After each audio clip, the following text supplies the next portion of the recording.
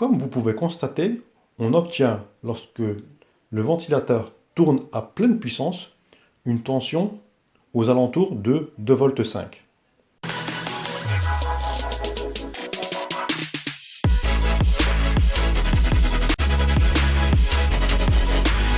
Il existe une multitude de ventilateurs, comme celui-ci, celui-ci, ou encore celui-là. Sur YouTube, on voit des vidéos dans lesquelles on arrive à faire tourner les pales du ventilateur grâce à un système d'aimants, avec des aimants placés de façon judicieuse. On a vu dans la vidéo précédente qu'il n'est pas possible de faire tourner les pales du ventilateur grâce à ce type de système. Aujourd'hui, nous allons voir que même si on arrivait à faire tourner les pales du ventilateur grâce à un sèche-cheveux, par exemple, il n'est pas possible d'alimenter ce type d'ampoule. Tout d'abord, nous allons faire tourner le ventilateur grâce à notre fameux sèche-cheveux, qui est ici notre énergie. Et nous allons regarder à l'oscilloscope quelle est la tension que l'on mesure en sortie du ventilateur.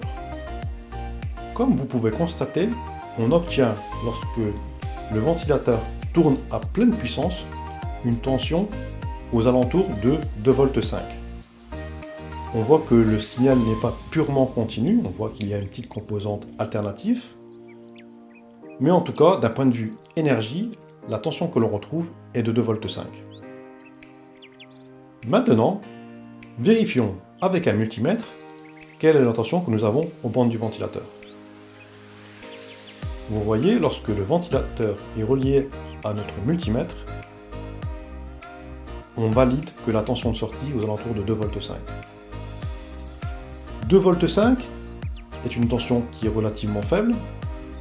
Tout ce qu'on va pouvoir faire avec cette tension, c'est de pouvoir alimenter une petite LED rouge qui a besoin d'un peu plus de 1,6 V pour pouvoir s'allumer. On vérifie effectivement que lorsque l'on fait tourner les pales, la LED s'allume. Mais qu'en est-il pour une ampoule de type LED? Vous voyez, si je branche mon ampoule de type LED 230 volts aux bornes du ventilateur, l'ampoule LED ne s'allume pas. Elle a besoin d'une tension de 230 volts, alors que ce qu'on lui fournit est simplement une tension de 2,5 V. Ce n'est pas suffisant. J'espère que cette vidéo vous a plu. Là encore, le but de cette vidéo est de vous montrer qu'il ne faut pas croire tout ce que l'on voit sur YouTube. Un ventilateur, même s'il arrivait à tourner avec une énergie pseudo-gratuite et infinie, ne pourrait certainement pas alimenter une ampoule, même de type LED 230 volts, qui ne consomme que 3 watts. Je vous dis à bientôt pour une nouvelle vidéo sur les énergies gratuites et infinies.